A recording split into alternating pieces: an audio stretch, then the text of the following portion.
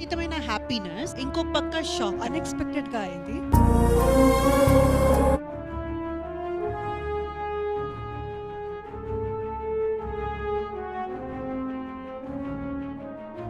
ఒకప్పుడు ఒక వెలుగు వెలిగిన హీరోయిన్ ఈరోజు దిక్కుతోచని స్థితిలో ఉంది. ఒక సమయంలో మరణించింది అన్న ఆమె ఈరోజు బయట కనిపిస్తూ అందరినీ షాక్కి గురి చేస్తుంది. అలాగే హీరోయిన్ అంటే చాలామంది పెళ్లి చేసుకోవడానికి ఎగపడతారు అనుకుంటారు. కానీ ఒకప్పటి స్టార్ హీరోయిన్ రేఖని పెళ్లి చేసుకోవడానికి ఎవరు ముందుకు రావట్లేదట. అసలు ఈ రేఖ మరణించింది అని ఎందుకు ప్రచారం చేశారు? ఆమెకు వచ్చిన ప్రాణాంతక వ్యాధి అంటే ఎందుకు ఆమె అంత అందవికారంగా అయిపోయింది అన్నీ తెలుసుకుందాం. వివరాల్లోనికి వెళితే చిత్ర పరిశ్రమలో ఎప్పుడు ఎవరి కెరీర్ ఎలా ఉంటుందో తెలియని పరిస్థితి ఉంది. అయితే ఉన్న 4 రోజుల్లోనే జీవితాలను చక్కదిద్దుకోవాలి. ప్రస్తుతం టాలీవుడ్ నటీనటుల కష్టాలు బయటకు వస్తున్నాయి. ఏళ్లపాటు తమ పరిస్థితి బయట ప్రపంచానికి తెలియకుండా గుట్టుగా ఉంచి నరకం అనుభవిస్తూ అనారోగ్యం కారణంగా చిత్ర పరిశ్రమకి దూరమై శారీరకంగా మానసికంగా కృంగిపోతున్న వారు చాలామంది ఉన్నారు. ఇక ఈ కోవలోనే ఆనంద్ మూవీ హీరోయిన్ రేఖ తన అనారోగ్యం గురించి బయటపెట్టింది. అలా రేఖ అంటే ఇప్పటి తరానికి తెలియకపోవచ్చు, కానీ ఒకప్పుడు తన అందం, తన నటన, చిరునవ్వుతో కుర్రాళ్ళకి నిద్ర పట్టకుండా చేసిన ఆమె అందం జాబిల్లి, 1వ నెంబర్ కుర్రాడు, మన్మధుడు వంటి సినిమాల్లో యాక్ట్ చేసి బిజీగా ఉంటూ స్టార్ హీరోయిన్ అవుతుంది అనుకున్న ఆమె అడ్రస్ లేకుండా పోయింది. దాదాపుగా 18 ఏళ్ల నుండి తెలుగు ఇండస్ట్రీకి దూరంగా ఉన్న రేఖ తాజాగా శ్రీదేవి డ్రామా కంపెనీ ప్రోగ్రాంకి రాగా ఆమెను చూసిన వారంతా షాక్కి గురయ్యారు. అలా అక్కడ చాలా బక్కచిక్కిపోయి ఫేస్లో చామ్ లేకుండా అసలు ఆమె రేఖనేనా అనే ప్రేక్షకులు తమ ఆవేదనను వ్యక్తం చేయడంతో ఇప్పుడు ఈ న్యూస్ అన్ని చోట్ల వైరల్ అవుతుంది. అలా ఒక ఇంటర్వ్యూలో పాల్గొన్న రేఖ తన అనారోగ్యం గురించి చెప్పుకొస్తూ 2014 నుండి కోవిడ్ ముందు వరకు వ్యక్తిగత కారణాలతో సినిమాలకు దూరమైందని, ఏ అనారోగ్య సమస్య వచ్చినా కానీ కొన్నాళ్లే ఉంటుంది కానీ తనకి మాత్రం చాలా సంవత్సరాల నుండి నడుస్తూనే ఉందని, దీనికి కారణంగానే శారీరకంగా మానసికంగా కృంగిపోయిందని, మనం ఒకటి అనుకుంటే దేవుడు మరొకటి ప్లాన్ చేస్తాడని దానిని అనుభవించాల్సిందేనని చెప్పుకొచ్చింది. ఇక అలా తను సినిమాల్లో రీ ఎంట్రీ ఇవ్వడానికి 2 కారణాలు ఉన్నాయని, మొదటిది సినిమా అనేది తనకి ఫ్యాషన్ అయితే, రెండవది మెడికల్ బిల్ కట్టడానికి డబ్బులు కావాలి కాబట్టి తనకి యాక్ట్ చేసే పరిస్థితి వచ్చిందని, ఒకవేళ తను సరైన సమయానికి ట్రీట్మెంట్ తీసుకోకపోతే తన పరిస్థితి మరింత దారుణంగా మారిపోతుందని చెబుతూ ఎమోషనల్ అయింది.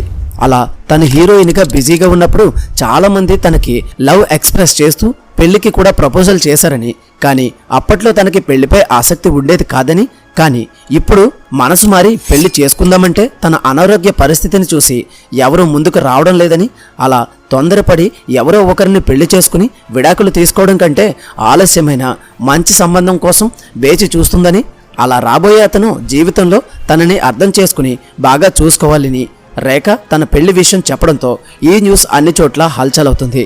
అసలు రేఖకి వచ్చిన భయంకరమైన వ్యాధి ఏంటి? తను మరణించింది అనే వార్తలను స్ప్రెడ్ చేసిన ఆ వ్యక్తి ఎవరు? రేఖకి ఉన్నట్టుండి తెలుగులో ఛాన్సులు రాకపోవడానికి గల కారణాలేంటి?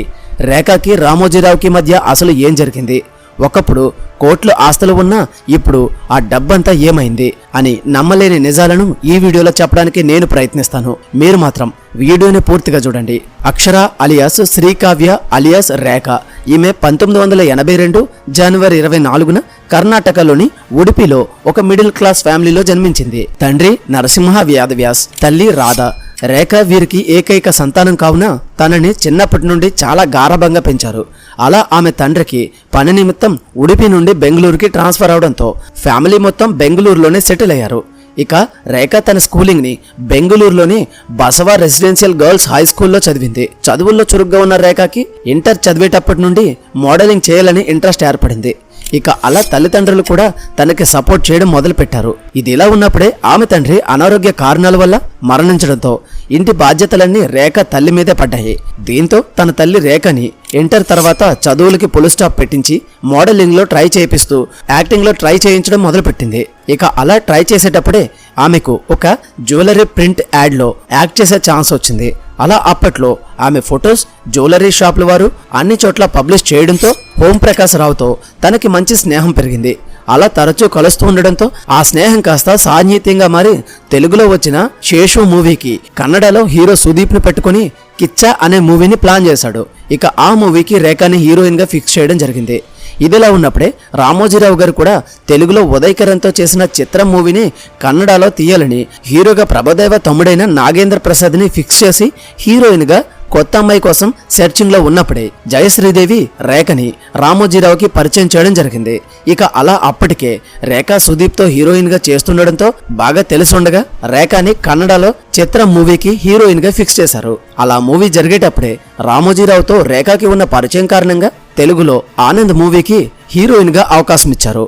ఇక ఈమె కన్నడలో సుదీప్తో చేసిన కిచ్చా మూవీ 2001 జూలై 6న రిలీజ్ అయ్యి హిట్ అయిన రేఖ లుక్స్ మరియు యాక్టింగ్ వల్ల చాలా విమర్శలను ఎదుర్కోవాల్సి వచ్చింది.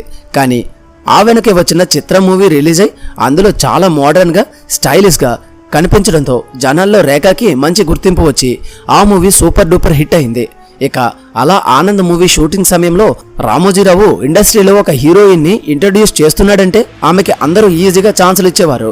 అలా రేఖ రామోజీరావు గారి రికమెండేషన్తో ఎన్వి కృష్ణారెడ్డి గారి దర్శకత్వంలో జాబిల్లి కోదండరామిరెడ్డి గారి డైరెక్షన్లో 1వ నెంబర్ కుర్రాడు అనే మూవీని చేయడం జరిగింది.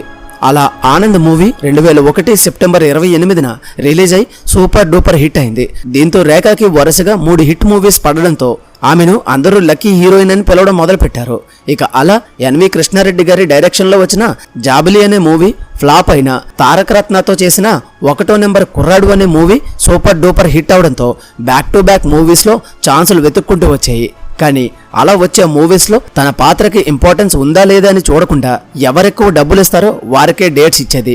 ఇక ఇదిలా ఉంటే రేఖ హిందీలో రాజ్ బబ్బర్ కొడుకైన ఆర్యన్ బబ్బర్తో ఎప్పుడైతే ముద్దు అనే సినిమాలో హీరోయిన్గా చేసిందో అప్పటి నుండి రేఖకి యాటిట్యూడ్ పెరిగి సౌత్ మూవీస్ వైపు ఇంట్రెస్ట్ ని చూపించేది కాదు. ఇక అలా బాలీవుడ్ లో తరచూ జరిగే పార్టీస్ పబ్స్ కి రేఖ ఆర్యన్ బబ్బర్తో కలిసి వెళ్తూ మీడియా కంటపడడంతో అప్పట్లో వీరి డేటింగ్ వార్తలు హల్చలైన వారు పట్టించుకునేవారు కాదు. ఇక అలా 2003లో ముద్దు మూవీ భారీ ఎక్స్పెక్టేషన్స్తో రిలీజ్ అయి ఫ్లాప్ అయింది. అలా రేఖ అప్పటికే హిందీ మూవీస్ చేయడంతో తెలుగులో శ్రీను వైట్ల సొంతం మూవీకి ఆఫర్ చేసినా తను రిజెక్ట్ చేసింది. ఇక అలా రామోజీరావు గారు ఆనంద్ మూవీని తమిళ్లో చేయాలని రేఖని అడగ్గా అందుకు ఆమె సౌత్ మూవీస్ చేసేందుకు ఇంట్రెస్ట్ చూపించకపోవడంతో రామోజీరావు గారు ఆ కోపంతో రేఖకి సపోర్ట్ చేయడం మానేసి బాంబాయి అమ్మాయి అయిన నేహాని హీరోయిన్ గా ఫిక్స్ చేశారు. అలా రేఖ చేసిన మొదటి హిందీ మూవీ ఫ్లాప్ అవడంతో ఆ తర్వాత ఆమె అక్కడ ఎంత ట్రై చేసినా తనకి ఛాన్సులు రాలేదు. దీంతో మళ్ళీ సౌత్ మూవీస్ లో ట్రై చేద్దామంటే అటు రామోజీరావు ఇటు శ్రీను వైట్లతో ఏర్పడిన మనస్పర్ధల కారణంగా రేఖకి వారు సపోర్ట్ చేయలేదు. అయినా కూడా రేఖకి రవితేజ నటించిన దొంగోడు మూవీలో మరియు పున్నాగా పువ్వే అనే మూవీలో సెకండ్ హీరోయిన్ గా చేసిన ఆమె పాత్రకి అంత గుర్తింపు రాలేదు. 16 గర్ల్ ఫ్రెండ్స్ అనే మూవీతో యూత్ లో మంచి గుర్తింపు పొందిన రోహిత్తో రేఖ అనగనగా ఓ కుర్రాడు అనే మూవీ చేసినప్పుడు వీరిద్దరి మధ్య మంచి పరిచయం ఏర్పడి ఆ పరిచయం కాస్త నిదానంగా సాన్నిహిత్యంగా మారి ఇక అలా అనగనగా ఓ కుర్రాడు మూవీ రిలీజ్ అయి వీరిద్దరికి పెరిగిన క్లోజ్నెస్ తో జానకి వెడ్ శ్రీరామ్ అనే మూవీని చేయగా ఆ మూవీ రిలీజ్ అయి హిట్ అయిన ఈమెకి medium budget movies upcoming heroines తోనే ఛాన్సులు వచ్చేవి తప్ప స్టార్ హీరోస్ తో కలిసి చేసేందుకు ఛాన్సులు వచ్చేవి కాదు. అలా ప్రేమించుకున్నాం, పెళ్లికి రండి, నాయుడమ్మ, నిన్న నేడు రేపు అని మూవీస్ చేసినా తనకి అంతలా గుర్తింపు రాలేదు. దీంతో రేఖ తన మకాన్ని కన్నడ ఇండస్ట్రీకి మార్చేసి మోనాలిసా అనే మూవీతో ఐటెం డాన్సర్గా ఎంట్రీ ఇవ్వడంతో ఆమె కెరీర్ అయిపోయిందని అందరూ. ఇక అలా రేఖకి సెకండ్ ఇన్నింగ్స్తో కన్నడలో నుంచి బ్రేక్ రావడంతో ఆమెకి అవకాశాలు వెతుక్కుంటూ వచ్చాయి. ఆ తర్వాత చాలా మూవీస్నే చేసింది. కానీ అవన్నీ అంతలా ఆడకపోయేసరికి రేఖ ఐటెం డాన్సర్గా చేయడం మొదలుపెట్టింది. ఇక అలా 2014 తర్వాత రేఖకి పూర్తిగా ఛాన్సులు తగ్గడంతో ఆమె ఇండస్ట్రీకి ఫుల్ స్టాప్ పెట్టేసింది. అలా రేఖ హీరో గణేష్తో బ్రేకప్ అవడంతో ఇకపైన ప్రేమ పెళ్లి జోలికి వెళ్లకుండా తన తల్లితో కలిసి బెంగళూరు నుండి బాంబాయికి షిఫ్ట్ అయ్యి ఇప్పుడు అక్కడే ఉన్నట్లు తెలుస్తుంది. ఇక ఇదిలా ఉంటే 2014 నుండి 2023 వరకు రేఖ మీడియాలో కనిపించకపోవడం, సోషల్ మీడియాలో కూడా యాక్టివ్గా లేకపోవడంతో ఒక స్టేజ్లో అందరూ ఆమెను మర్చిపోయారు. ఇక అదే సమయంలో 2017లో రేఖ కారు యాక్సిడెంట్లో మరణించిందనే వార్తలు వైరల్ అవ్వగా సినిమా సెలబ్రిటీలు ఆమె అభిమానులంతా షాక్కి గురయ్యి తనకి సోషల్ మీడియా ద్వారా నివాళులు అర్పించడంతో ఈ వార్త వైరల్ అయింది. నిజానికి రేఖ అనే సీరియల్ ఆర్టిస్ట్ కారు యాక్సిడెంట్లో మరణించడంతో అందరూ హీరోయిన్ రేఖనే మరణించింది అనే వార్తల్ని స్ప్రెడ్ చేయగా నెక్స్ట్ డే రేఖ వ్యాధవ్యాస్ మీడియా ద్వారా ఒక స్టేట్మెంట్ని రిలీజ్ చేస్తూ తను తన ఫ్యామిలీతో ముంబైలో బాగానే ఉందని, మీరు లేనిపోని రూమర్స్ని క్రియేట్ చేసి నా ఫ్యామిలీ మెంబర్స్కి టెన్షన్ ఇస్తున్నారని చెప్పడంతో ఈమె అభిమన్యులు కాస్త ఊపిరి పీల్చుకున్నారు. ఇక ఆ తర్వాత రేఖ కొన్ని తెలుగు షోస్కి వచ్చి తనకి తల్లి, అక్క, వదిన ఏ పాత్ర అయినా పర్లేదని, తనకి సినిమాల్లో యాక్ట్ చేయడానికి ఛాన్స్ ఇస్తే బాగుంటుందని ఎమోషనల్ అవడంతో ఆ సమయంలో రేఖ బక్కచిక్కిపోయి నీరసంగా కనిపించగా తనకి ప్రాణాంతక వ్యాధి ఉందని, ఆ ట్రీట్మెంట్కి డబ్బులు అవసరమని చెప్పడంతో రేఖ క్యాన్సర్ వ్యాధితో బాధపడుతున్నట్లు వార్తలు హల్చలయ్యాయి. ఇక దీని కారణంగానే ఈమె 3 సంవత్సరాలు మీడియాకి, ఇండస్ట్రీకి దూరంగా ఉంటూ ట్రీట్మెంట్ తీసుకుంటూ కొంతవరకు రికవరీ అయినా తన బాడీ చాలా క్షీణించి సన్నబడి ఫేస్లో చామ్ లేకపోవడంతో అందరూ రేఖ పరిస్థితి చూసి జాలిపడ్డారు. ఇప్పటికే తండ్రిని కోల్పోయిన రేఖ తన జీవితంలో తన తండ్రిలాగే తనపై కేర్ తీసుకునే పర్సన్ భర్తగా కావాలని 41 ఏళ్లు ఉన్న రేఖ పెళ్లి కోసం కొంతమంది అబ్బాయిల్ని కలిసినా ఆమెకున్న హెల్త్ ఇష్యూస్ వల్ల ఎవరూ తనని పెళ్లి చేసుకోవడానికి ముందుకు రావట్లేదని తనే ఒక ఇంటర్వ్యూలో చెప్పుకొచ్చింది. ఏది ఏమైనా రేఖ త్వరగా ఆరోగ్యంగా మళ్ళీ మునుపటిలా మూవీస్ చేయాలని కోరుకుందాం. మీకు రేఖ నటించిన సినిమాల్లో ఫేవరెట్ ఏదనేది కామెంట్ సెక్షన్లో తప్పకుండా తెలియచేయండి. అందరినీ గుడ్డిగా నమ్మకండి.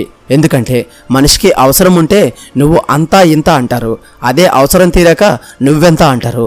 ఈ వీడియోకి ఇంతే. ఈ వీడియో కనుక నచ్చినట్లయితే తప్పకుండా లైక్ చేయండి. అలాగే ఇలాంటి మరిన్ని మంచి వీడియోస్ కోసం మన ఛానల్ని సబ్స్క్రైబ్ చేసుకుని పక్కన ఉన్న బెల్ ఐకాన్ ఆల్లో పెట్టుకోవడం మర్చిపోవద్దు. మళ్ళీ మరొక మంచి వీడియోతో కలుద్దాం. Until then thank you, bye, Jai Hind.